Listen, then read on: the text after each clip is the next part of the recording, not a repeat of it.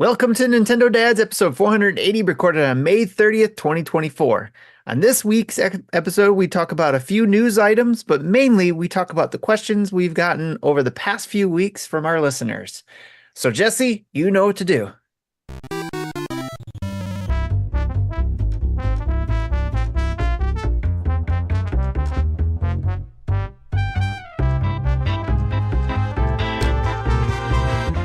I love that we're all at a point where we hit the doo-doo with bodily animations.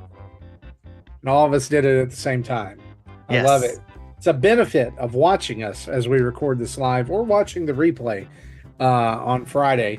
But we want to welcome you to episode 480 of Nintendo Dads. It's the end of May 30th, 2024. Joining me on the show tonight is Tim Off and Jesse Waldak. How you guys doing? 20 more episodes. 20 more. What we got left? Dude, you said that like it's 20 more episodes and we're done. And that's it. Goodbye. Close up shop. Goodbye, world. It's interesting to think which will come first. 20 episodes, more episodes of Nintendo Dads, or news about Nintendo Switch 2. Oh. It's a race. Ooh, that's a good we'll take bets. We'll take bets on that in the Nintendo Dad Discord. I'll start up a channel. We'll give a prize for that. Over under. Yeah, over under. Let's give a prize for that. We can do that. Justin just comes in sometimes like, yeah, we'll give away a prize. I can do that too. Yes, you can. We'll give away a prize. You have the power. I do. I'm He-Man. But only on the internet. Oh, you're Skeletor. I am. He-Man. You boob. Did you see the He-Man show with Mark Hamill as Skeletor? I did. I saw the first season, and I watched it in an afternoon because it was like what, 4 episodes, 6 episodes? Yeah, I think 6. And then season 2 things change. Yeah, I watched it on a bus ride, and then I watched the first episode of the first season. Or the second season, and I was like, I don't know why I didn't finish it. I think I got busy or something. I need to catch up because I loved the first season. Really good. Nice. Really good. Yeah, Jesse, I thought it was how a good are you, show. buddy? Pretty good. It's been a weird week at work with having Monday off, and then it feels like, it's only I've worked 3 days, but it already feels like I've worked 6. So it's, I don't know. It's one of those weird weeks. Those are really draining when you have those days where it's like, I put in enough work today to do 2 days worth. Yes. It is. Yeah, well, guess what? It's time to hang with your friends here at Nintendo Dads. We, as Tim said, don't have a ton of news this week. It's actually, it's almost as if this is the calm before the storm, right? As we know that June usually does bring quite a bit of video gaming news to our industry. Yes. And we do know that Nintendo Healy shows starts next week or next weekend. Yeah. We're going to have plenty to talk about in the next few weeks, but not tonight. And so we're going to take tonight kind of as a little bit of a diversion. Last week, we postponed your questions and comments, and we've saved them for this week. And we're going to couple those with the question of the week and what we've been playing. And then we're going to do a special little thing we're going to talk about a little bit later on the show. A 480.5 that'll be released in a little bit before we get to the next episode. But before we do that, let's head on over to the news, shall we?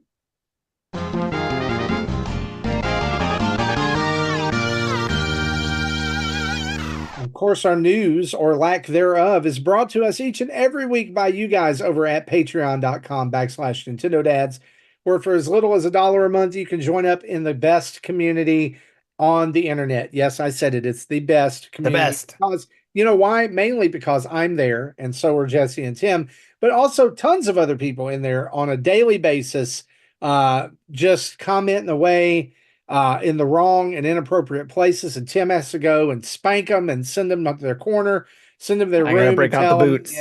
That's right. And sometimes there's lawless chaos, and then we just have a great time over in the Discord. It's like a party in your pockets. $1 a month. $1 gets you in the door. the dollar cover charge, unless you're already Amazon Prime subscriber, and then you can use your Prime subscription to subscribe to us on Twitch each month, and you get into the Discord too. $5 gets you the whole sub channel list. $10 gets you pre and post show audio each week, and a smug sense of self-satisfaction, as well as $30 patrons. Our Patreon producers, if you will, get to be on the show, and they just help all of you help keep lights on over here at Nintendo Dad's headquarters. Yes. Nintendo Dad's headquarters, I don't know if people know this. Nintendo Dad's headquarters is so large. It is a multi-state, multi-country complex.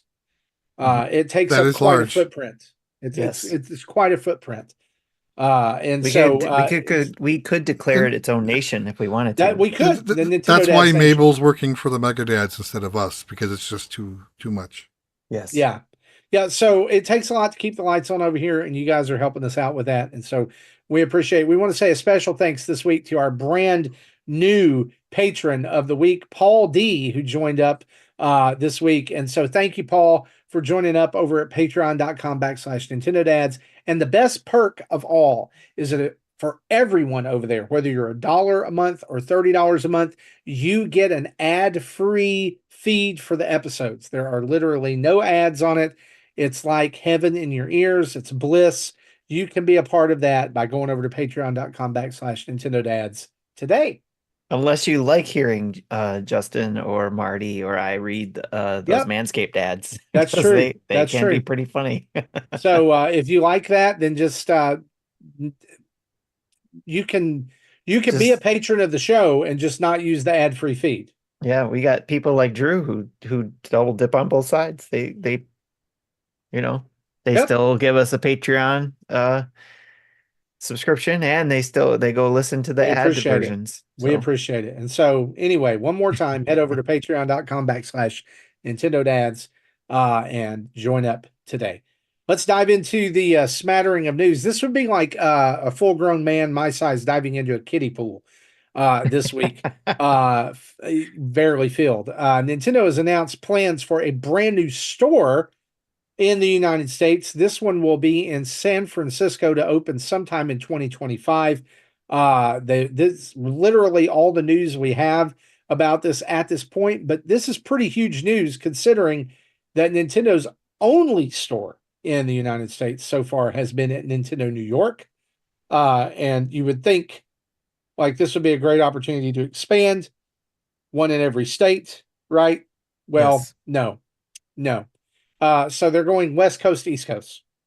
Again, forgetting about the Midwest and the Southeast. Yeah, as I said before, if there's not an ocean in sight, it doesn't exist. Yep. Because they're used to their island where there's water everywhere. This will make does this make 3 stores now? Then New York, Japan, and I think so. And San Francisco. So yep, unless you also count the one that's in the or just outside the Super Mario World that they put in. I think that's more. Isn't that more I don't think that like counts. a theme park store though? Like no, they have the one that's in the theme park, but now they put a Nintendo store in the City Walk, which is okay. From what I understand, is just outside the park. You don't have to have tickets to go to the City Walk. So it's kind of like Disney Springs in I think so. Orlando. Yeah. Yes. Okay. I didn't know about that one, so it'd be interesting. Yeah. That may be true. And I'm kicking myself because that was one of my wild cards for predictions, was that Nintendo would open a new store. Well, and I don't think I get points for wild cards. Sucks to suck. It's like, dang it. Yeah, we'll look forward to hearing more about that in the coming days. Big news this week, though, is that Nintendo finally revealed the Lego Deku Tree collaboration set with Lego. This is going to be $300. But it's because this is why I think that it's $300 is that it can be 2 Deku trees. It can be the Ocarina of Time Deku Tree with the like Snapdragon plants and the little blobby seed thingy, and Link's house, by the way. Yeah. And it can also be the Breath of the Wild Deku Tree. with Koroks and Hestu and all kinds of fun stuff there. So you can actually change it. And this kind of goes in line like Lego's had some sets lately that are, plant-based, I guess what you call them. Like I'm looking at, I have the Lego Aura. bonsai tree Yep. right here. I have that right here And too. it can be green or it can be cherry blossoms. Right now mine is cherry blossoms. Then there's And a piranha fun plant. fact, well, that's true. That's true. Fun fact: the cherry blossoms on the Lego bonsai tree are actually frogs. They use the frog mold Yes. in pink. Yes. So you just look up cherry there, and if blossoms, you yep. know what you're looking at, there's just There's a a tree of frogs right bunch above of my pink head. frogs. Right Yep. Yeah, Yep. but it looks That's cool. funny. I love it. And I think there's like, it also comes with the Link minifig, but it comes with enough different components to pick between one of many Links. Yeah, so there's actually 4 minifigures that come with it. So you get 4. you get young Link, you get older Link from Ocarina of Time, and Zelda and Link from Breath of the Wild. And all of them come with accessories. So like Link has the glowing Master Sword, Zelda has the Sheikah Slates. There's all kinds of different little details and hidden things are going to be in this. The comparison, like I've seen 2 polar opposite reactions to this online. Like a lot of people were like, yes, it's real, we're excited. Then there were a lot of people who were like, no, this is terrible. We would rather have the Hyrule Castle, or we would have had something, a little bit more grandiose. And then somewhere in the middle or more toward the negative side is this is the same price as a Nintendo Switch. Yeah. Yeah. So what do you guys think about this? I cannot wait to get it. Yeah. I've already it came out that day, and the first thing I did was I sent the link to the tweet to my wife and was like, so ... And she was like, is this something you want? And I was like, well, yeah. Right. Yeah, of course I do. What do you guys think? So I did my normal price per brick comparison, not knowing that there was 4 minifigs. So the minifig price skews it a bit, but so accounting for that, normally like the Bowser and the question block, they're like 9.5 cents per brick. This is like 12. Mm-hmm. Yep. Well, there's again, been if it wasn't for the minifigs, the minifigs itself probably add $50 to it. Oh, absolutely, because you're not going to be able to get these anywhere else, and people are going to fight over them. Yeah. So I said I would not. $50 per minifig. It could, Tim. Like the minifig game for Legos resale game is strong. Yeah. I don't know. You've maybe got some of those early, like the more rare ones that only come like. My students bought me, pooled their money many years ago and bought the Lego Sandcrawler for me, like the really expensive big one. Yeah. And that is the only place that you can get the Uncle Owen minifigure. Okay. So that one is high dollar. Right. A lot of those early Harry Potter Lego minifigures and Star Wars ones, especially if it's the Star Wars ones that are minifigure skin color. Yeah, and you know what I mean? Like that yellow. Yeah. And they just have the dots for eyes before they started like trying to make them look more like the character. Right. Super high dollar. Okay. Yeah, I was thinking like maybe if I can sell off, because I would get it and build the Breath of the Wild tree. So maybe if I could sell off the Ocarina of Time Zeldas or Link, excuse me, and get some money back. Get some money back for it, then yeah. You probably could. There's a market for that. There will be people who will buy this just to get the minifigures out of it and then not ever build the Deku Tree. That's just sad. So my question is this for both of you. Ocarina of Time or Breath of the Wild? Breath of the Wild. I'd probably go Breath of the Wild if I were to build it.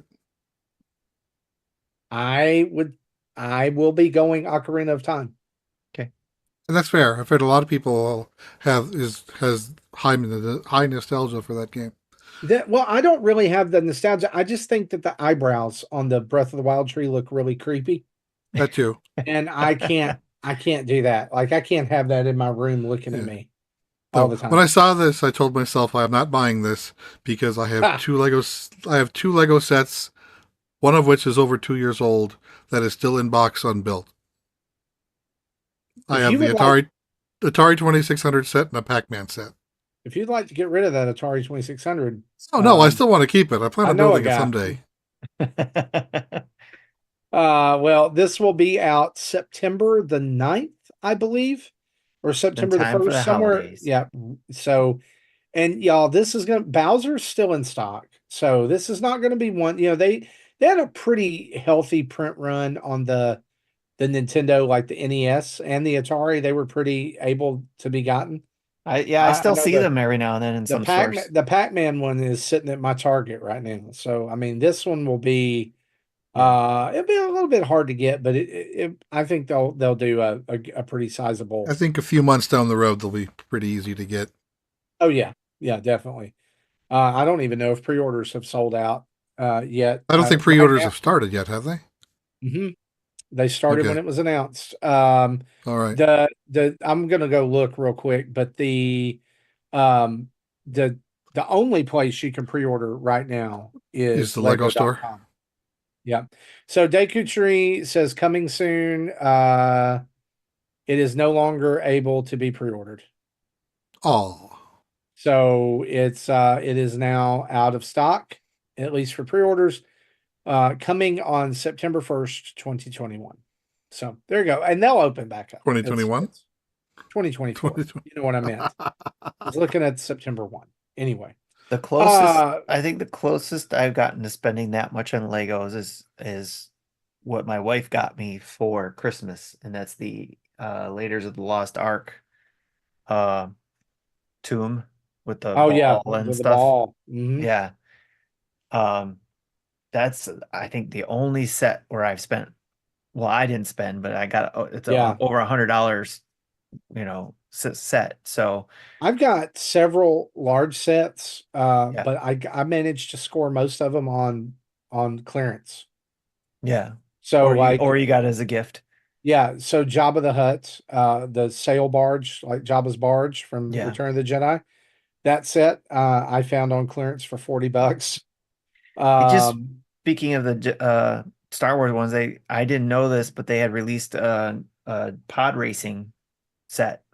I did not know they had it coming out, and I want that. did you go see episode 1 in the theater I did recently? not. No, I did not.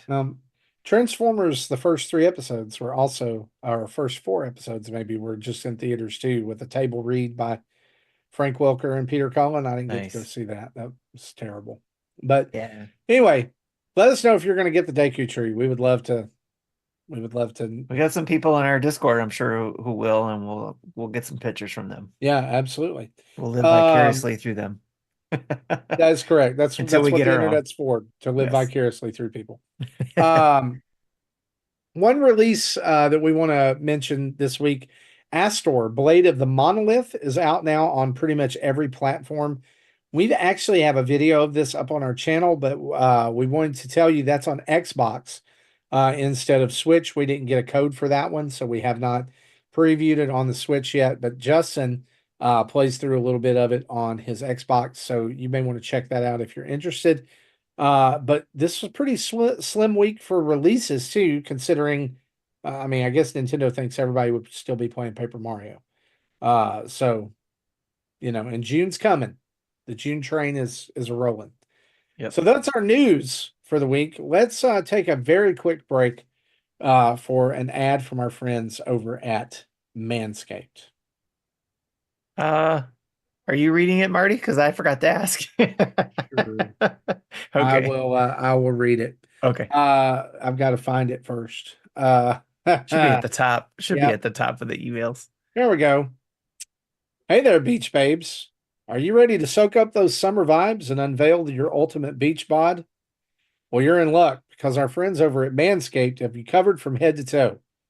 With the Performance Package 5.0 Ultra, this ultimate all-in-one grooming kit is set to have you looking and feeling your best in the summer sun. Trust Manscaped and unlock the confidence you need to turn heads this season.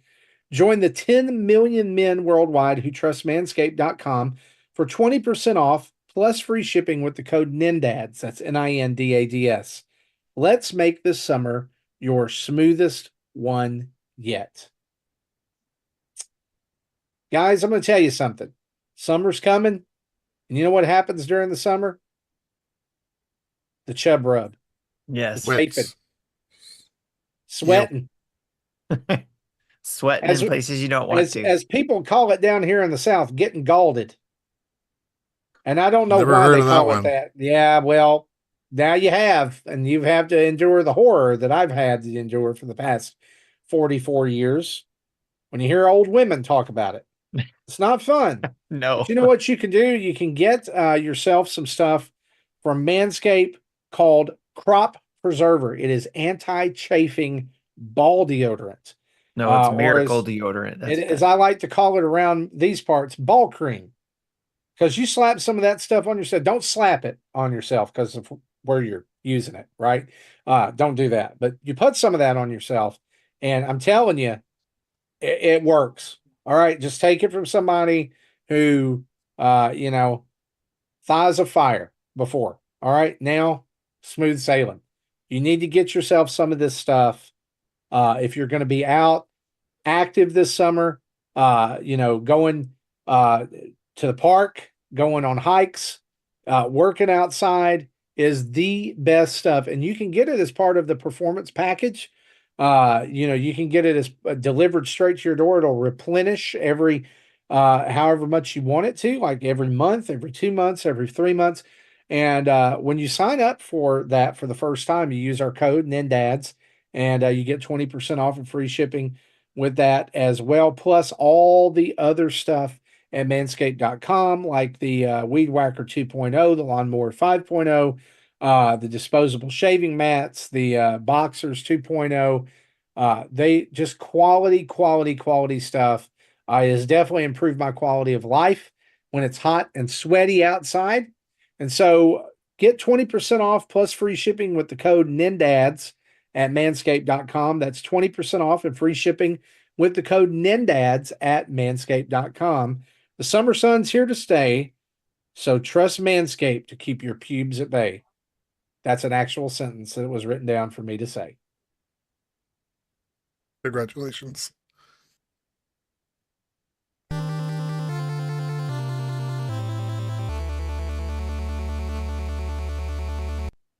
Yeah, it's time for. You know what? Was that the Let's Discuss music? I think it was. Yep, it was. I don't even know our own music. That's the wrong music. We need to talk about some rumors before we discuss. Oh, you don't want to discuss? Rumors comes after. Well, we're not today. Not today.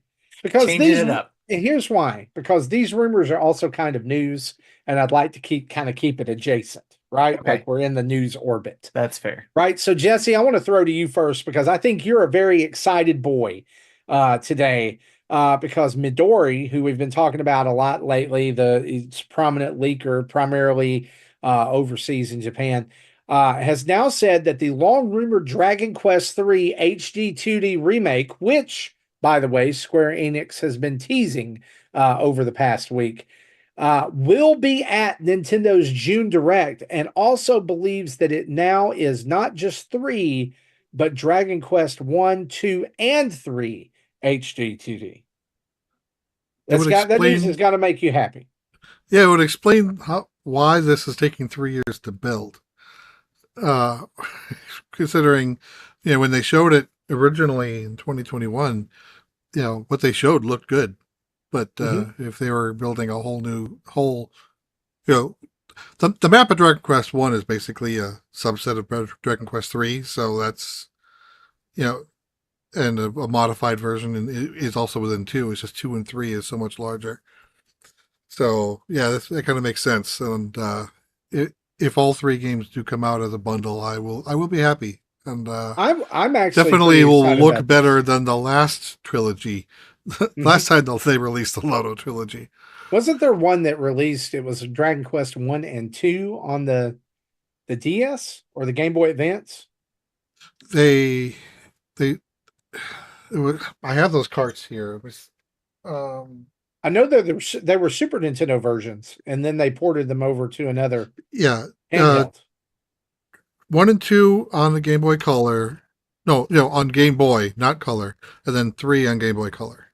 Wow. Okay. So I messed up big time on that. But I mean, definitely not Super Nintendo versions. But listen, back in the day, begged my They did parents for. they did port 1 and 2 onto the Super Famicom in Japan. That did not come over. Okay, that's where I got my info mixed up because I knew I'd read about that at some point. Okay. I And then remember back in the day. when they did the trilogy a few years ago before 11 came out, I think they released it the same day as 11.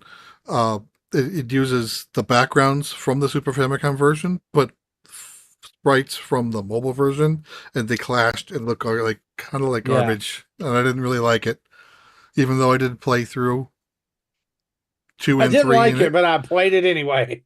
yeah, the game's still good. It just looked like it didn't look great, but HD2D is going to be awesome. So I remember talking my parents into buying Dragon Warrior for me for Christmas because Nintendo Power did a huge layout on Dragon Warrior back in the day.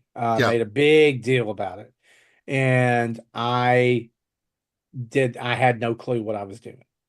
Just I would start the game over and over and over, uh, you know, and never did progress very far. I'm actually looking forward to playing this if it does come out, if it is true. I'm hoping that it's that full package instead of what is that? It's an Intellivision thing it's for his it's numbers. yeah, because it's like basically a giant keypad uh, overlay for the Intellivision port of the game, I didn't which even know there was is one of those. yeah, I did a stream of it I think last year or when I got it, but it is like the same as the NES version with like without all of the enhancements that modern versions have, and with all the grinding Oh, required. So I did. yeah. I'm like I bought the ROM just to say I have it, and I played maybe half hour of it, and I'm like, no way in hell I'm going to play through this entire game on a television. And of course, since you can't save on a television, it uses a password system, which is pretty gross with how much data gets stored. That's crazy. But at least Password system on a role playing game. but they got it to work, and that's impressive. Yeah. Our other rumor this week also comes from Midori, who says that there is a game in development at Nintendo right now, codenamed SP Red.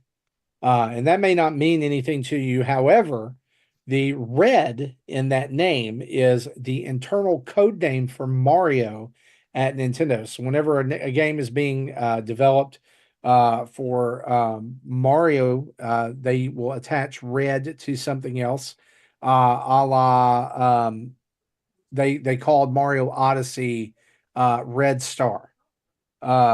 So there is something that is going on with Mario, possibly Odyssey sequel. Maybe it's a port of some kind. SP. There wasn't really any Mario game for the SP that I can remember that was specific to that system. So who knows? And also too, it could be Switch P, meaning the next one, Switch Pro Mario. Or You it know, could be completely meaningless and it just could be. Uh, there's also a game that Midori says Nintendo is working on, codenamed Silver Star. So, don't know what that is. yeah. But But Nintendo's developing a Mario game.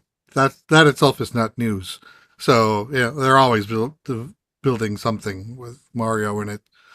But the fact that she knows the project name means at least whatever it is is in deep development as opposed I to will. Y'all know early. I will always take another Mario game. Yeah. I will always buy another Mario game. I always play another Mario game. So I would love for this to be true. Yeah. That's our rumors. Now, Tim, now we can discuss. Okay.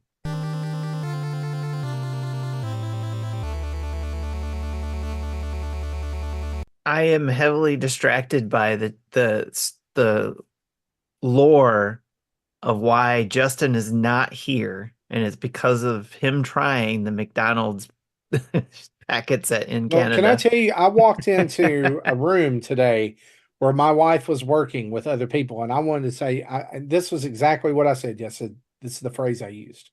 Southern, here it comes. I said, do you want to know what burns my biscuits? Here it is. That Canada, of all places, gets churro powder to shake on those wonderful, glorious French fries that McDonald's serves, turning them into something else completely. Why do we not get stuff like that? Like I look at like the UK, they get caramel stuffed fried pies and all kinds of crazy McDonald's McFlurries and all kinds of things. You know what we get here? Broken ice cream machine with a side of grief. We got That's we what we got get. what was it? Grandma's flurry The grandma Yeah, McFlurry. That's what we McFlurry. get. That's what we got. and it wasn't great. I tried that and I wasn't Have you? impressed. What do you think it Yes. tasted like? I don't know. I It mean, tasted besides like disappointment. it tasted like Rotten McDonald's ice cream where old they candy. emptied out the crumbs from those cookie bags from leftover Oreos and Chips Ahoy. Listen, They emptied out the package. I don't want to talk about that because McDonald's cookies used to be, as the kids say it, straight fire. You would go through the Oh, drive-through and you would get the box of McDonald's cookies. Do you remember this? as the They were kids shaped. say, they were Uh, bussing. They were bussing. They were Skibity. They were not Skibity. No, let's not do that. Bussing, bussing, Listen, bussing. we were saying something to my we were throwing out all these words to my son tonight, and he's like, all right, tomorrow at 8 a.m., you have my permission to disown me. We embarrassed him that bad. Hey, real quick here No at the cap top of on this. God. Let me tell you something that's no cap right here at the beginning of the Let's Discuss segment. Mikey Burgett brings this to our attention. It is the 10-year anniversary of Mario Kart 8. We have been playing Mario Kart 8 in some shape, form, or fashion for 10 whole years. Oh, That I blows my haven't, but- mind. That's like just Mario 8 for 10 years. Yep. Mario Kart 8, 10 years. 10 years Mario ago, Kart 8. 10 years ago, we were all popping that disc into our Wii U and experiencing Yeah, oh, it was great. driving upside down. We had for the wheels first and time. everything on the Wii U. Ah, listen, we had it all. We had 24-hour McDonald's, or where we had McDonald's open 24 hours, Walmart open 24 hours. $1 for a pop. Yep, and Mario Kart with the steering wheel. We had it all. Oh. We were kings. Hell, you can get a double cheeseburger for $1. Now Yeah, a regular yeah. cheeseburger costs like $3. Right. I know. Yeah. Listen, we don't get into that. Here's our question for the week for our Let's Discuss segment. In light of the Lego Deku Tree being revealed this week, here it is. Lego has approached you to design a brand new Nintendo Lego set. What is it, and what is the price point? Because it seems like one of the sticking points with the Deku Tree has been that $300 price point for Lego.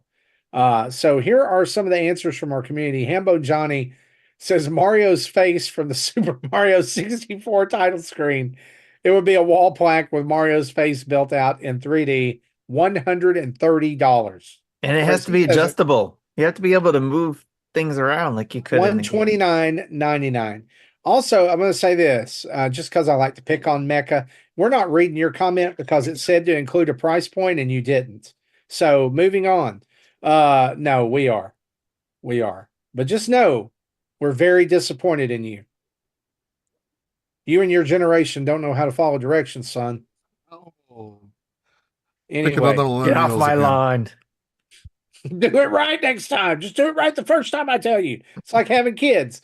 Mecca says an entire Lego set for New Donk City would be impressive, or on a smaller scale, an SNES. Okay. I like it. I like the New Donk City Lego. I think I want there's an like SNES set. I want the SNES too, but like I think if you're going to do New Donk City, it wouldn't be like scale like New Donk City, like it would be like those micro models Yeah. that they make of Or do like buildings the and stuff. Batman City thing that Yeah, they I did. was going to say it's like the Batman, Yes. Yeah. That would be like a cool. backdrop. They include the Donkey Kong level part too. That would be great. Victorious GX, he says a Lego SNES similar to the NES, but the TV is more like a Sony Trinitron or Trintron. Super Yep. Mario World on the screen, same price point. Yes.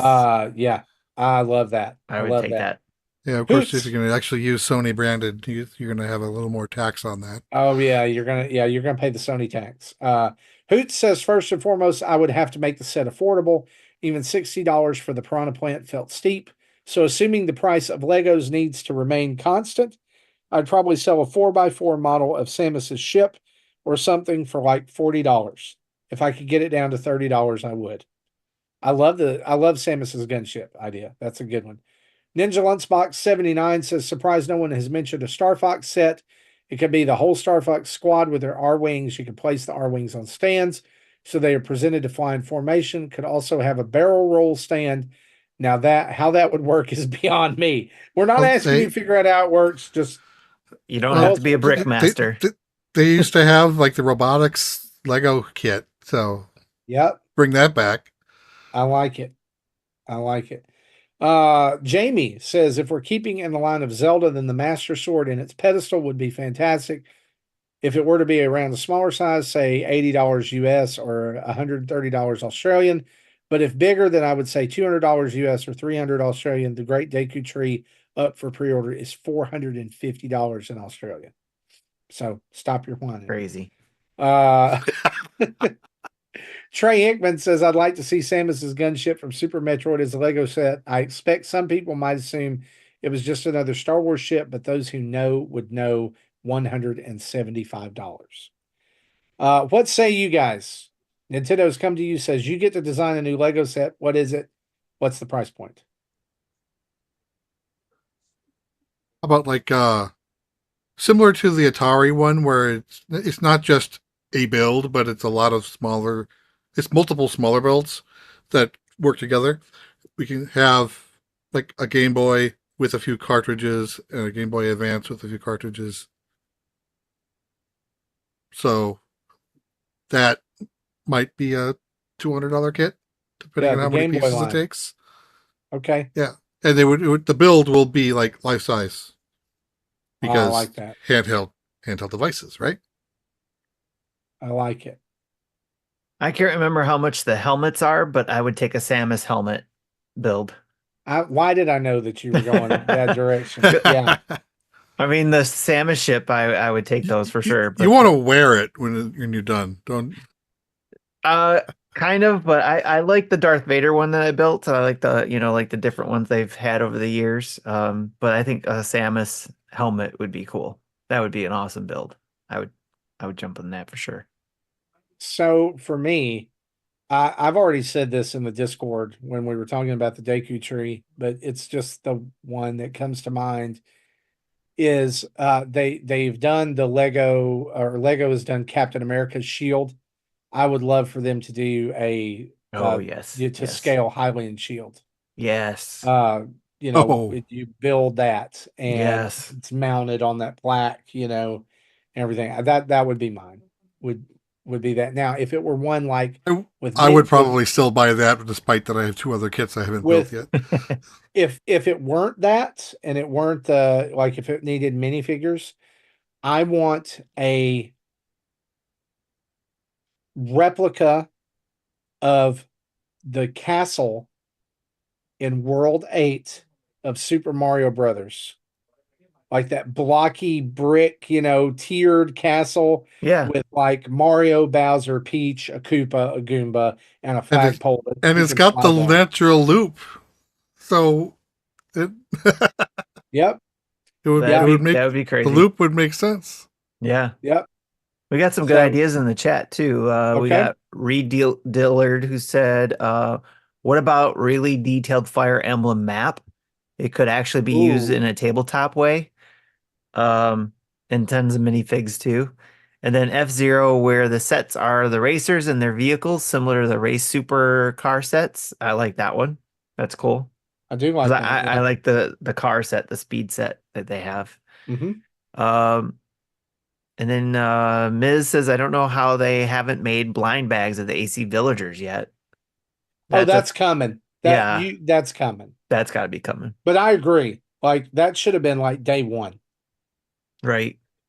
And then Steve Cullum popped in and said, love Lego Zelda, but I'm going to need to take out a small loan to build a Hyrule in my basement.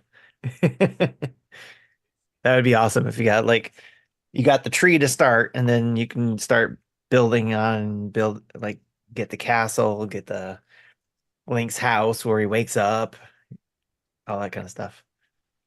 That'd be Yeah, cool. like a Zelda, I don't want to say a village, but just like locales would be great. If they did like Gerudo Town, Zora Domain. Yeah. I kind of like what Reed said about the Fire Emblem map, but I think a Zelda map would be cool too. Like classic Like the top Link to the down. Past map Yeah, yes. in the frame, like that Batman one, like the Yes. Batman City. That would be great.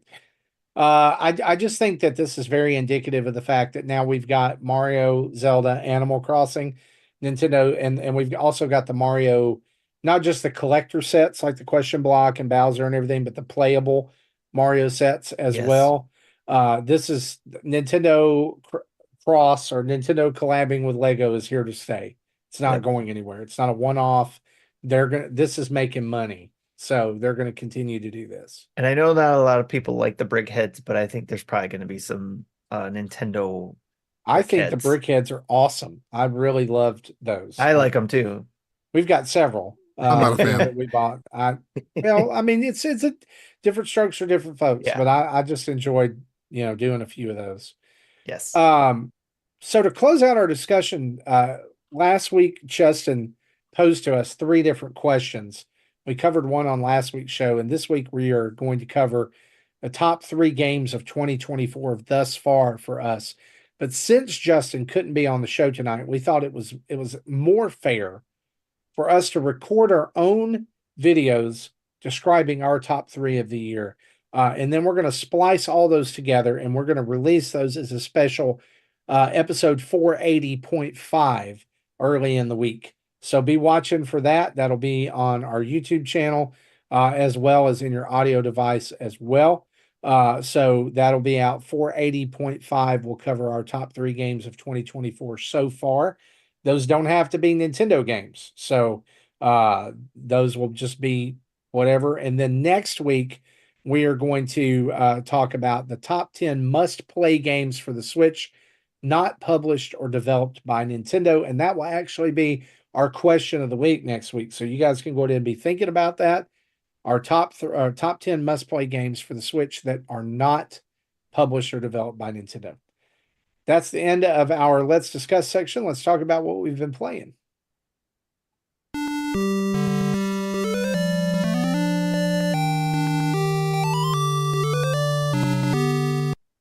Jesse, we're going to throw to you first, man. What you been playing? I was going to say now the trick is to see if we don't get copyright claimed this week for that soundbite we did last week, and I put in a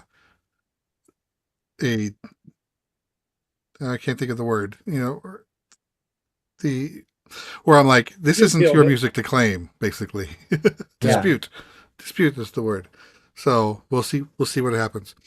Anyway, so last week a game called Electronics Puzzle Lab came out. It was like a $4 game, and so I picked it up and did a stream of that, and I was kind of disappointed with it. Basically,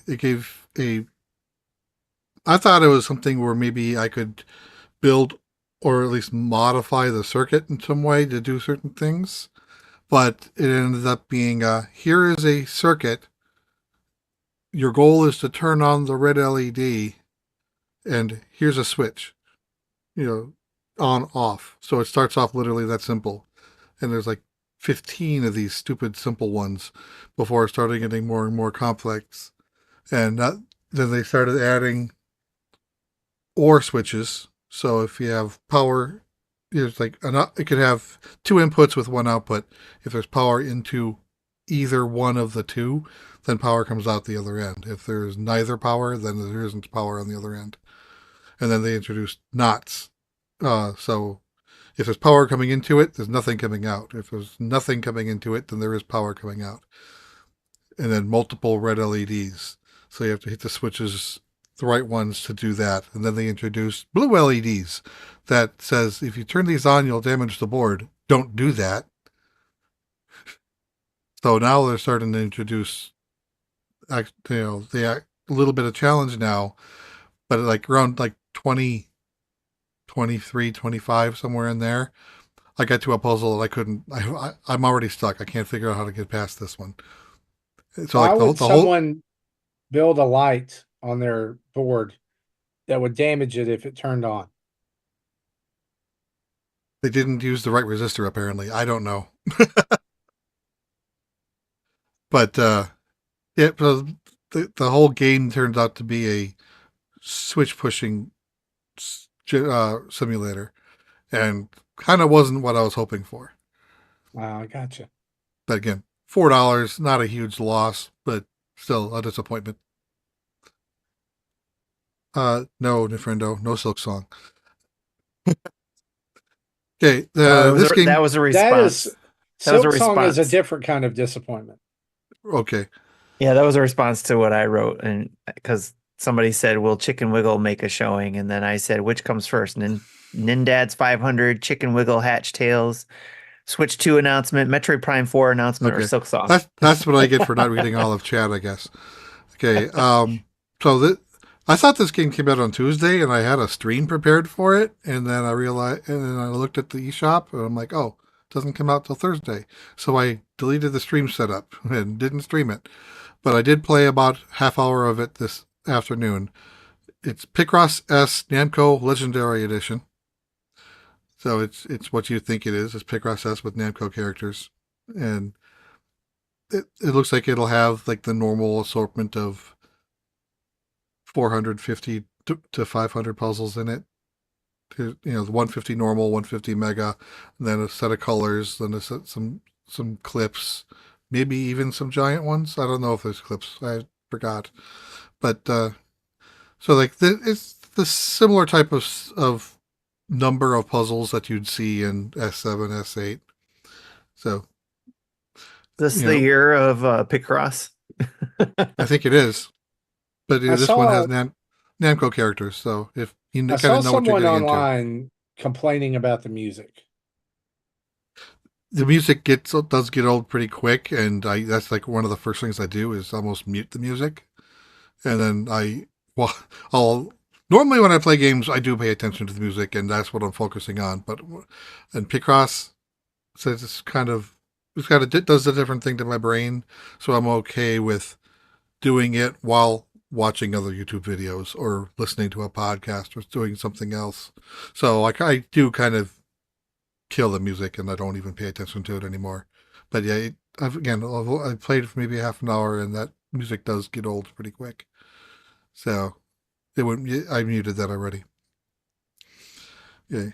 Then the last thing I've played is Paper Mario 1000 Year Door. I beat the hell out of it. I haven't finished it yet, but I am working on side quests post chapter 6. So if you know where that is, you know where that is. But I'm like 30 to 35 hours into the game. So I'm getting close to the end. That's crazy. Yeah, you were mentioning in pre-show, you were saying something about the game, and I was just like, what are you talking about? I was so confused. Oh, yeah, I mentioned Rogueport, which is the Yeah. city, and he didn't know what I was talking about because he hasn't played it yet. I've never played the game and still haven't had a chance to play it yet. So there was a section in chapter 6 where there's a platforming section that took me like a half hour to get through. So I'm like, okay, don't put a platforming section, even though you're a Mario game, but you weren't built for platforming. Your platforming is garbage. Don't do that. Yeah. Uh, but it's one of those things you do it once, you never have to do it again. So I finally got through it and was able to finish chapter 6.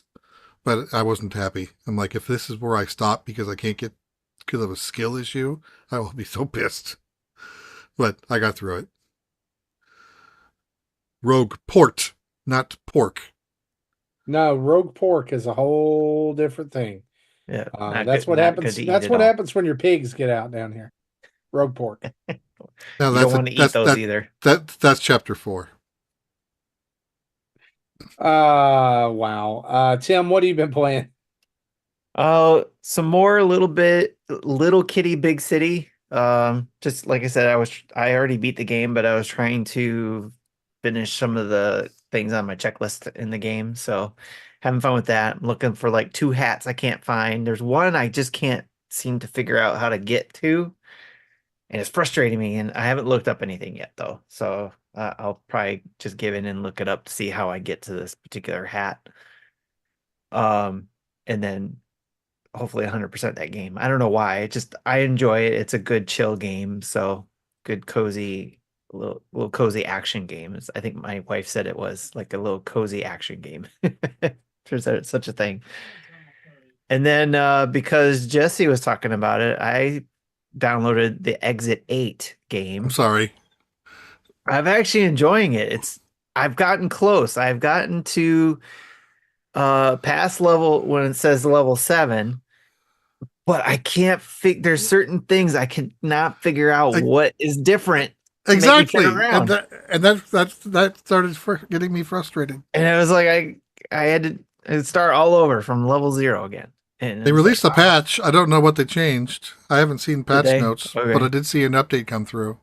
Interesting. I'll have to check that out. But yeah, it's I would say Exit 8 is kind of like a backrooms game, if you will, if you know what that is. But basically, you're going in a loop down this subway hall where it repeats the same thing. You see the same things on the walls and you see the same person walk by you every single time. However, an anomaly could occur on any one little thing or on that person. And if you see an anomaly, you have to turn around and go back the other way. And then you move up a level, essentially. I think the creepiest one is when the guy walked by with. He stares back at you. Well, but one of them he had a happy face on. I'm like, oh, that just doesn't look right. I haven't seen that one. The other one that got me was like the Shining type thing where blood just comes down the hallway, Right. I saw that's like a big nope. That's the first time I heard it, I didn't know what it was. I'm just standing there like, what's that noise? And then you hear anything, that's enough to turn around. Yeah, it was just when I was starting to get used to like the anomalies thing, and then it was like all of a sudden I turn and look and there's blood coming, flowing down the hallway, and I was like, I couldn't get away quick enough. But yeah, again, the Exit 8, if you like that kind of stuff where it's kind of like Sammy was asking me like, what's the game like? And I said, it's basically, if you ever played those match games when you were a kid, where you had 2 pitchers and you had to figure out what the differences were between the 2 pictures. It's kind of like that premise, but in a video game. Except for the difference is you don't have the control. Yeah. And there might not be any changes. Yeah. And if you don't see any changes, you just keep walking. And then hopefully that means you go to the next level. But there's little nuances that I seem to can't catch, probably in the posters on the wall. Because I did catch one of the posters where one of the characters on the poster's eyeballs were huge. And I knew that was an anomaly. So I went back the other way. It is creepy. This does not sound like a Marty game. It's like I had one where it was like the same poster on all 8 of them, or oh yeah, or I remember you telling me, and I saw this one was a bunch of the stop smoking or keep left signs, just kind of all over the wall. So it's very creepy, very different, and I like it. So again, the Exit 8. Yep. Nope. Yeah, Nope. Then the No scare. I liked it until I didn't. I then was the just ready to finish the game, and it wouldn't let me. I couldn't get it. I couldn't get that game figured out. It's like I got so close. After I got it went back to 0. I was like, okay, I gotta take a break. And then the other game I played and also did a first look on, actually a let's play, was Hauntii. Hauntii. It is a what do you want to call this? It is an adventure puzzle game where you are a ghost trying to ascend with an angel to, I'm assuming, heaven. However, the first time you ascend, you are sent back to where all the ghosts are, because of whatever reason. You weren't ready to ascend or something. Some chains grabbed you, brought you back down. And so now you got to Here figure when out that how. happens. Yeah, I know, right? So you got to first find where the angel went to that you disconnected from, who was trying to help you ascend. And then you got to get through this ghost world in different lands to find your memories, because you need to have your memories to help you ascend. So you learn about how you became a ghost, essentially, or maybe I'm guessing how you died, what you were before you became a ghost. So you get some memories that you're gaining from it by collecting stars that you create celestial patterns with. And then so you complete the shapes, then you unlock a memory and all that kind of stuff. So you go to multiple worlds. This is about a 6 to 10 hour game, depending on, your, your exploration. So for me, of course, that's double because again, I just search everything in a game. But I'm really enjoying this game. This is going to be on my list of games of 2024 that Marty was alluding to earlier that we're talking about. Hauntii, because of just the art is kind of like black and white pencil like drawings in a way, and just the shading and how the worlds are designed from just that black and white universe is just amazing, and I love it. And the story that it's trying to tell is interesting. By when I learn about the memories of who I was is interesting. Um, and I'm sure it's going to break my heart. Already I saw a memory and was like, oh crap, I'm going to probably end up bawling my eyes out at the end of this game. But anyways, I'm really enjoying it. Again, it's a action puzzle game, where you're a ghost trying to ascend. Oh, and one of the other things too that's really interesting that is a mystery is all the ghosts that I run into are telling me not to ascend because there's something mysterious about it that they're saying is not good. So Is this like a windfish situation? maybe it is, maybe it is. I don't know. It's just I gotta find out. Like, is the angel really trying to help me ascend to a better place, or is the angel trying to take me somewhere where I end my existence? I don't know. But it's very interesting. Again, I'm playing Hauntii on the Switch. So Little Kitty, Big City, Hauntii, and Exit 8. Good smattering of games. Absolutely. And of course, I'll So probably play the Multiverses soon too, since Marty was talking about it in the pre-show and I had to download yeah. it. So I'll talk about Duck Detective here in just a second. But before we do that, I want to talk about a game called Pool Party that is out right now on Switch. Came out on the 16th of May. This is a party game where you are a pool ball. You choose your favorite color and design. You can unlock some different, you know, features like hair and different things, and then go head to head with people in different competitions. There's a game that is kind of like traditional pool. There's soccer, there's volleyball, there's several different game types. One of them is idle, where you try to run around as long as you can and hold on to this idle, until time runs out. There's another one called curse, where you're trying to run around and give the curse to other people and before time runs out and they die. Um, what's kind of unique about this game is that you are a pool ball but you can pick up other players and position them and then kick them, and that sends them. You could throw them with by picking them up, but kicking them is more effective because when you get kicked, you actually lose control for just a second, and that can allow you to roll into the pocket, and people could score that way, or you could die, whatever. Um, Other than those modes, it's pretty limited, and it's a $20 game on Switch, so I don't really see a lot of ways this can stand out from the crowd. I did play this on stream, not this past Sunday night, but the Sunday night before.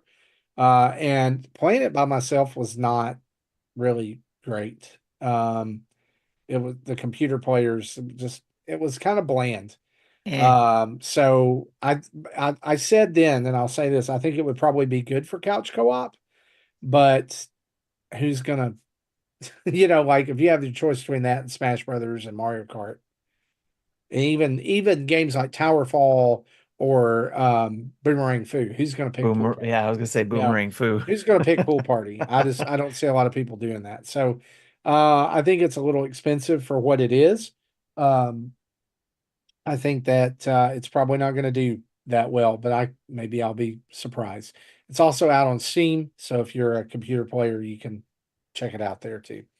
The other game I want to talk about that I've been playing this week is called Duck Detective: The Secret Salami, where you play as a duck detective trying to solve the case of a stolen lunch at a nearby bus company.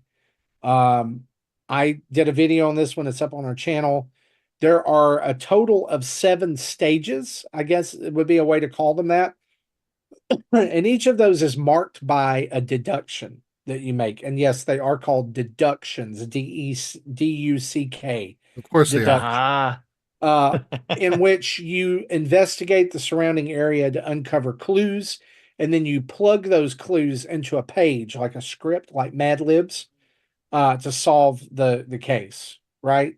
Um, there's 7 of those, and honestly, they go by super fast. Like I was halfway through the game in an hour before I realized it. So like the very first deduction is highlighted on the video that I did, which was about 20 minutes, but then the others are almost like rapid fire, like and so it is like I would say I love the art style. It's a paper art style, which is unfortunate that it released the same day as Paper Mario.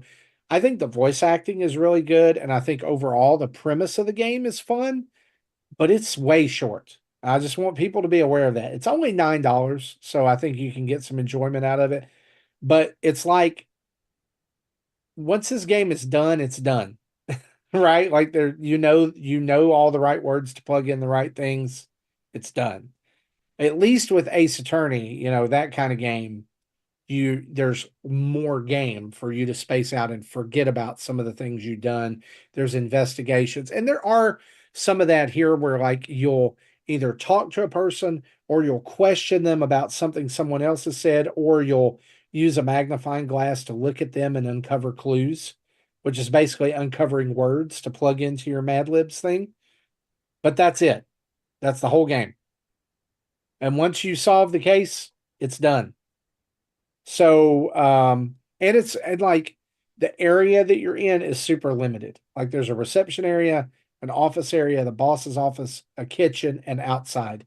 And that's it. That's all you see the entire game. Like I'm playing this and I'm getting through this and I'm thinking, hey, this is the first part of the game. There's going to be like, it's going to open this world up because it does talk about the surrounding area, and other things going on. And then I was like, oh, that's the end. Oh, I'm done. So we got this game for free. I like it enough, but I'm just warning people. If this sounds like something you would like to play, just know it's super short. All right. You can definitely probably sit down and finish it in 5 hours or less. I did have to use a little bit of help one time, so that probably shortened it some, but I wasn't getting anywhere. Like I had everything I needed. I just couldn't think through it. So it wasn't like a game. It was an operator error. Is that So an in-game help system, or do you have to go to external help? it does have an in-game help system, but it's not great. Like it's very vague. It kind of lets you know if you're on the right track or anything. And the deductions will tell you, like, hey, you've got 2 things or less wrong, or you've got more than 3 things wrong.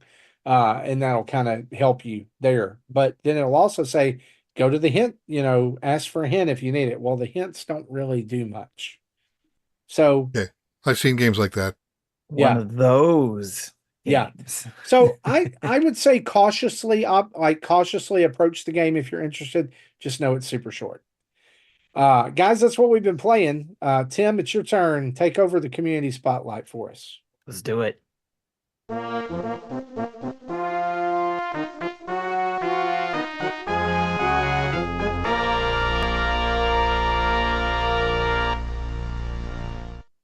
All right. So this is where we talk about our awesome community and the contest and events we have going on for that community. So first up, I want to talk about Monthly Mayhem, which is going on now through June 30th. It's a Paper Mario 1,000-Year Door, 3 ways to play contest, 4 ways to win. So you can win $10 via the creative way, $10 the skillful way, $10 the hardcore way. And of course, all entries are entered to win in the lottery for $10. And that's $10 in the eShop.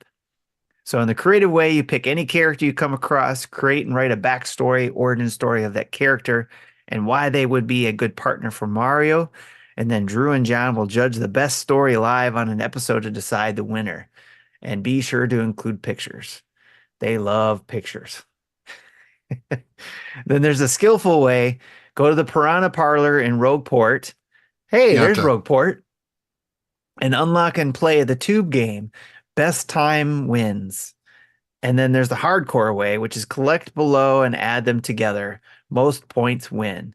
So whatever number out of 134 for the title log, whatever number out of 84 for the badge list, or whatever number out of whatever number for the art gallery. So you use the journal from the pause screen, take a snapshot, and then post your scores or post whatever you need to post in the appropriate channel in our Discord, and then they will get judged or added or considered for the winnings.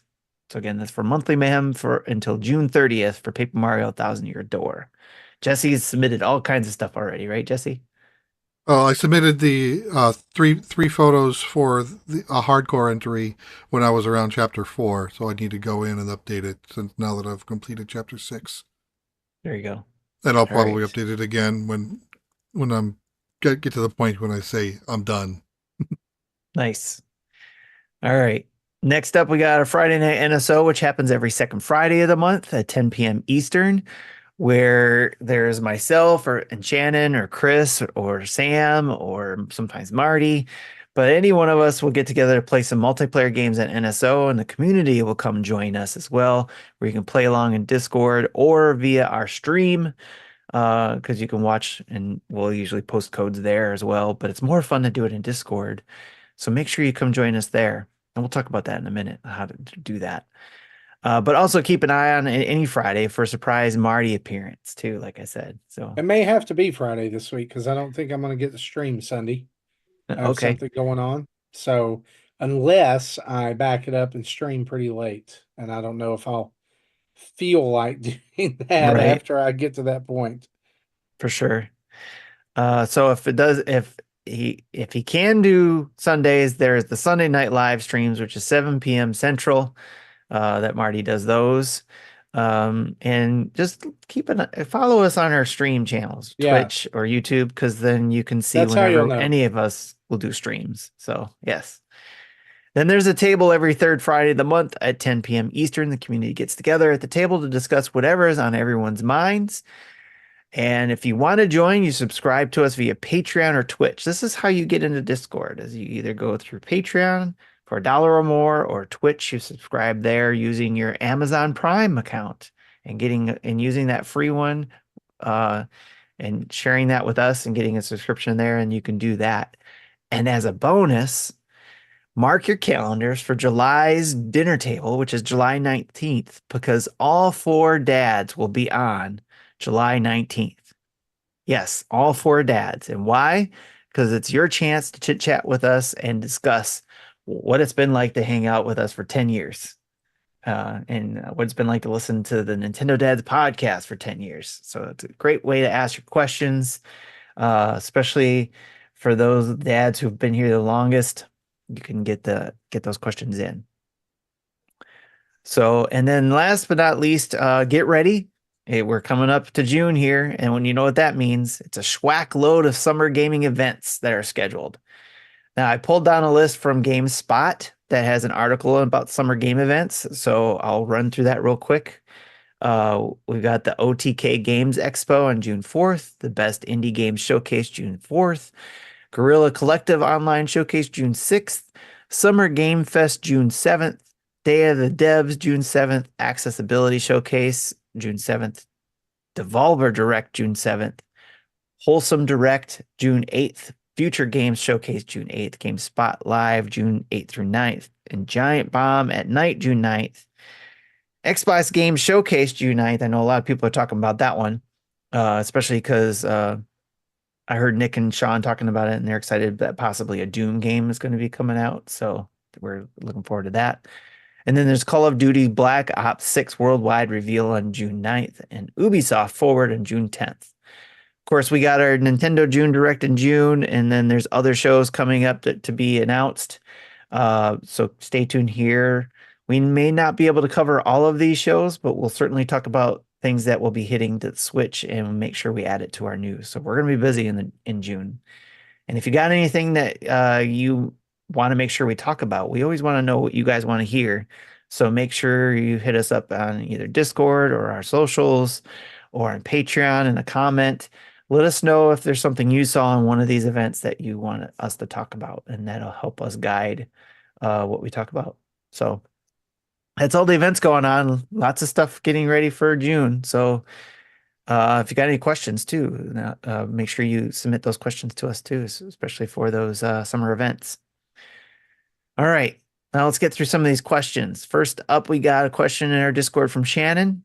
Do you think Nintendo will keep amiibo functionality on the new Switch?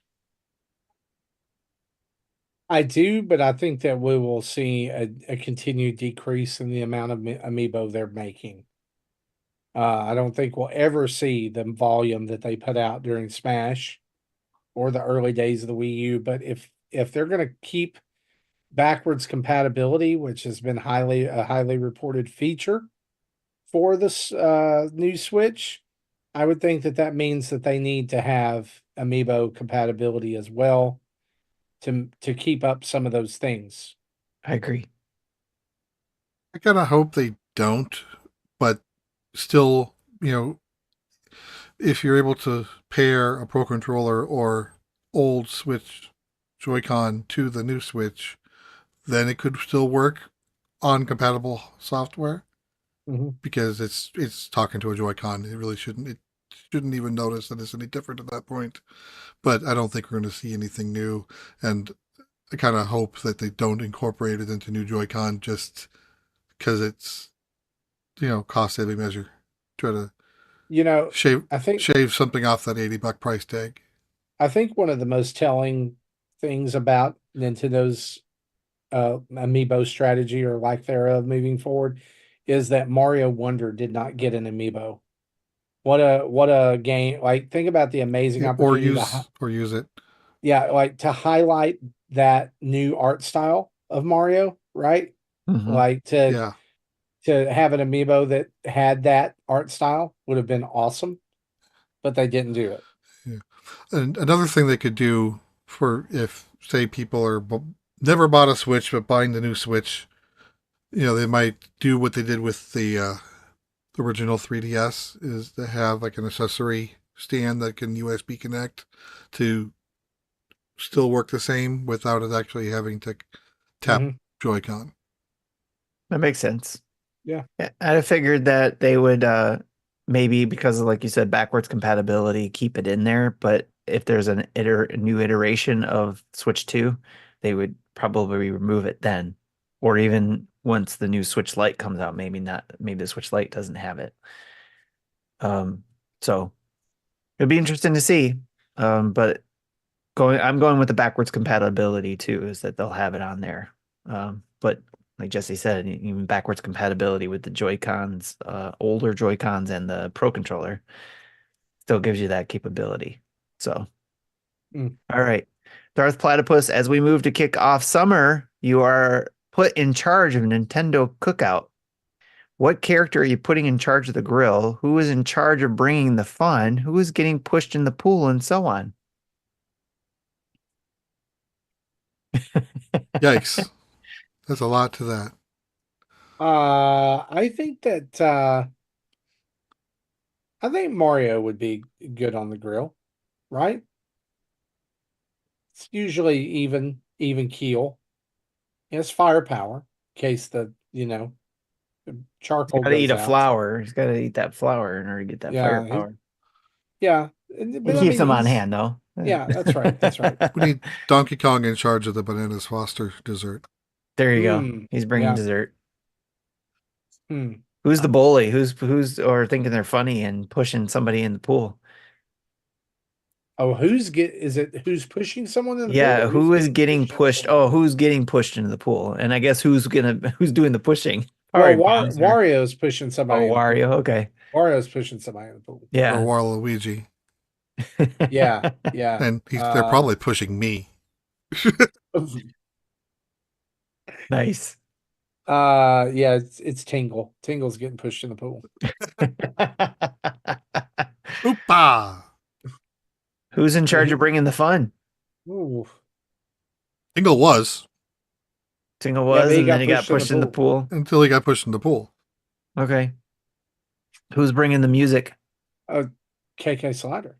There you go. You got There you go. Good KK one. Jams in the background, right? That's a good one. Yes, Yeah. for sure. Or you got Cranky Kong with the old Victrola. Oh yeah. Do do do. Okay. Do do do. It's just the same song over and over again. Yeah. There's like that's all it needs to be. He's put him over in the corner. He's from a he'll be 4-stage fine. game. Yeah, he'll be all right. I was gonna say Link would be in charge of the grill since he's done so much cooking in Breath of the Wild and Tears of the Kingdom. That's a good point. Well, he would he know. wouldn't be in charge of the conversation. Yeah. That is correct. All right, great question. I like that one. That was fun. Chris HL94, if you could choose a game from your childhood or a modern game to add online play to, which game would it be? What games do you enjoy more playing with other people? None of them. Well, there was again. I don't play online hardly at all, but there was one game that I did pretty much play only multiplayer or 2-player with my brother. That was Baseball Simulator 1000. Was that on Super Nintendo? No, that was an NES. There might have been a version for Super Nintendo, but we played the NES version. So we I don't know if we ever finished it, but we set up like a full season league, like 160 games, and we each picked a team in the league and would play. If we're up against one of the computer teams, then we just play it when we can. If we have to play against each other, then we have to wait till we're both available to play. And that's kind of what we did. So I guess that game, if that had online, would be cool. The game that I would use as my answer has had online play added to it, but I had a friend and I didn't never see anyone else have this device at all. He had the Super Nintendo multi-tap that came with Bomberman. Yep. And we played the mess out of Bomberman on the Super Nintendo. And like those teenage years of going to his house and having other people over playing Mortal Kombat, Street Fighter, Mario Kart, and Bomberman all night long. Yes. Just magic. I And I don't know if the Oh, I game would was say known Bomberman. Bomberman's one of my favorite games to play with other people. Nice. I don't know if the game was known when this question came in last week, but found someone posted about a Kickstarter game in Discord the other day about it's a new NES game. It's like a stripped down version of Smash Brothers, platform Huh. fighter, but it's got a Wi-Fi chip in the cart, so you can connect online on NES hardware Wow. with through That's your Wi-Fi interesting. connection. Okay. That's amazing. So Okay. I think that's a Kickstarter that's live now. I don't remember what the name of it is, but it's in our Kickstarter room. One game that I'll say a couple things. Animal Crossing has online play because obviously you can invite people to come in there, but I want them in the next Animal Crossing to add more fun things that you can do with people that come to hang out at your island or if you go to And someone's not take island. 5 minutes to connect. Yes, and not do that either for sure. But I would like, more interactivity things other than just running around chasing each other with an axe, even though that's kind of funny. Yeah. But not necessarily my childhood, but Marty, you reminded me of something that my friends and I used to like doing too when we got older. When we had the PlayStation 1, we would do kind of the same thing that you were talking about with your Super Nintendo, where we all get together, hang out all night playing games. And of course, we were older, so we were also drinking. So we were safe indoors, not driving anywhere, but I but think one, that's one of the things that I kind of lament about the rise of online gaming is that it used to be so much fun to plan your weekend around, yeah, I'm oh gonna go yeah, over to a friend's house and we're gonna play couch co-op all weekend. right, Right? yeah, it was just like hanging out all night, just cracking up at stupid stuff. Uh, but one game that made me think of what would be cool for an online feature, even though it was fun playing with friends. We used to play Twisted Metal all the time together, co-op and crazy. But online, I think a Twisted Metal a la Fortnite type, battle royale. Why hasn't anybody done that yet? I think there was Right. something that Sony tried to do when PS5 came out, and I still have yet to play it. I forgot about it. It was a game that was made by the same people, I think, or they're going to be making a Twisted Metal game. But anyways, it was I think that would be so awesome if they did a Twisted Metal battle royale game online. I love Twisted Metal. I miss playing that game. But anyways, So I went back and looked at the Kickstarter to find out the name of the game. It's called Super Tilt Brothers, or no, Super Tilt Bro. Not there's no S on it. I'm looking at And it right now. It's really Super cool. Tilt yeah, Bro. the actual Kickstarter campaign completed, but it's got a pre-order now button, so you can still go in and just say I want to pre-order this game. Nice. Really cool. Which I didn't know Kickstarter let you do that. There must be something new. But they And had a goal of 40,000 euros and they earned almost 90,000.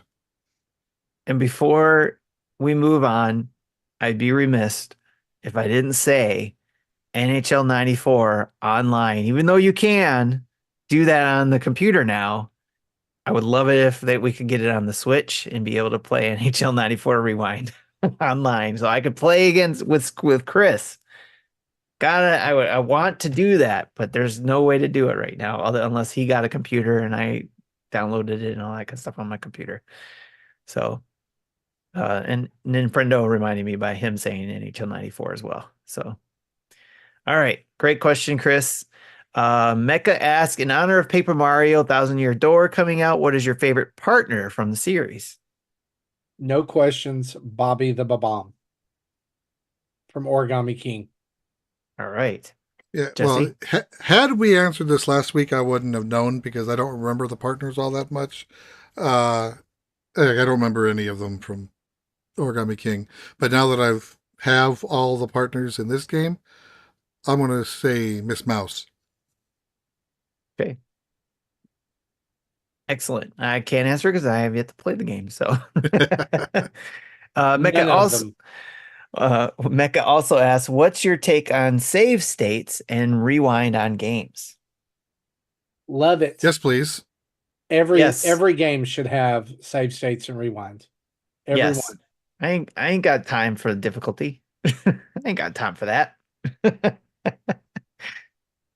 Especially Yes. all retro game collections should have save states and rewind. Yeah, like All of them. any modern emulator should. I sh I wish the Elden Ring had it. And I forgot to put that in my let's play. That is not an emulated game, What I've been sir. playing.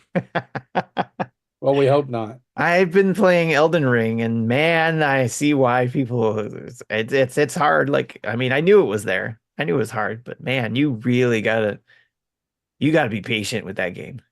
But anyways, yeah, I would love a rewind state in that one. It's like, oops, nope, I shouldn't have gone that way. All right, question from Twitter. Funchy Bunch says you have to take one mainline franchise from Nintendo, Sony, Xbox, and maybe Steam/Valve in case you want to include PC, um, and switch it amongst them where it will stay forever. What will you have them swap?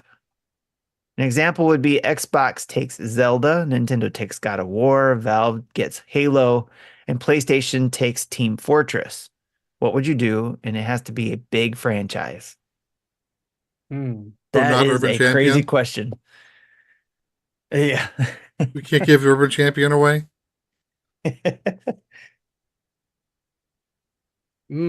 That's a good question. Nintendo gets Banjo-Kazooie. Okay. Back. You get I like it that. back. Should we? Can we give Star Fox away Sure, to Sony? absolutely. Okay, so Sony gets Star Fox. I can go with that. So Nintendo gets Banjo. What does Xbox get? Sly Cooper. Xbox gets Sly Cooper. No. Nope. Nope. No. Take it back. Xbox can keep Banjo-Kazooie. Nintendo gets Sly Cooper because they'll Okay. do something with it and they'll make it good and it will be awesome. Now I want this, please. Like I've been replaying the old Sly Cooper collection on PS that was out for PS3 via Yeah. the streaming on the 5. Yeah. Man, I forgot how much I love those games. John and the It guys in our sucks. PlayStation channel have been saying there's a rumor that they were supposed to get a new Sly Cooper game. I would Well, be I great, think but think the current rumor is they're going to get the PS2 Sly Cooper games will be available through Oh, the PS and that was PS Oh, wait, no. announced today. That was announced today. no, Sly Cooper is we coming got to that. PS2. Okay, well, We as got of that. And as so of this there's morning, it was a rumor. I don't think it was announced yet. well, the rumor was actually that no, we already knew about that.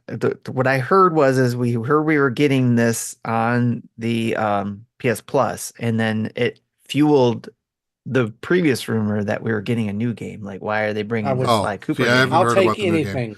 Honestly, some of the most fun mechanics in 3D games and some of the best voice acting in like the characters in those games, y'all, are so much fun. If you've not ever played Sly Cooper, you owe it to yourself to go and if you're able to and find a way to do that, like on your PlayStation. Man, no contest. Nintendo gets Sly Cooper, reboots it, and makes it one of their new big franchises. Here, I Okay. said that as a joke answer, so being pretty old, but I didn't think that Nope. you're all going to like it that much. So what does Xbox get then? Let's give Xbox Gran Turismo. See what they do with Gran Turismo since they do I like Forza. that. Forza. I like that. And Yeah. then what does Valve get? Let's give Valve Halo. Okay, so we'll go with Funchy I mean, Bunch's I recommendation. was already thinking Halo would be the thing that Xbox would give away, Okay.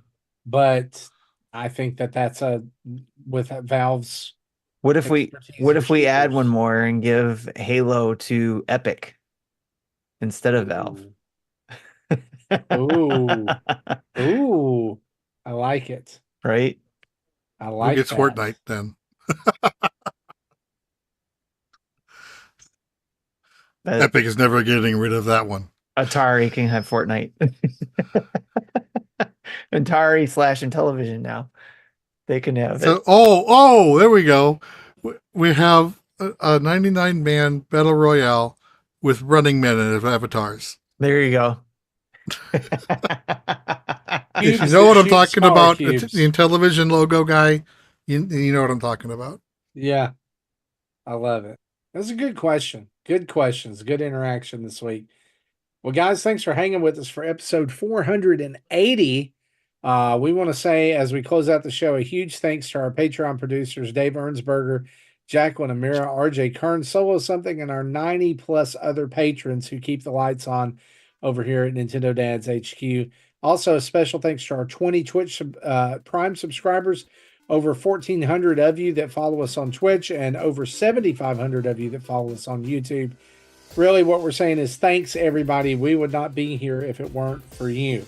You can check out our website, nintendodads.org, where you'll find Spotify podcast feeds of all our shows, including the brand new Star Wars Dad show, Dads After Dark, and the Retro Logic family of podcasts, including Retro Logic, On Topic Retro, Retro Groove, and Film Logic.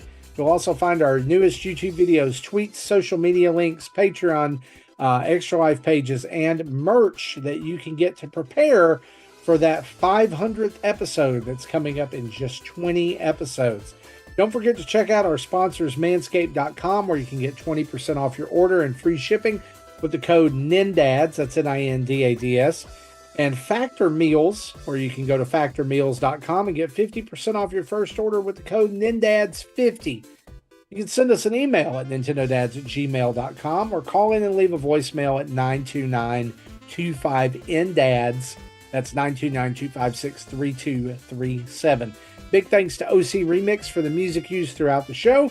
And a reminder, wherever you listen to us, audio-wise, your podcast catcher of choice, please leave us a review, a 5-star review, some words, thumbs up, whatever the system is there. Give us the max. And tell everybody about us. It helps people find the show, and they can be smartened up to the world of Nintendo just like you and join the family over here at Nintendo Dads. For me, for Tim, for Justin, and Jesse, this has been episode 480. We'll see you next week. Bye-bye.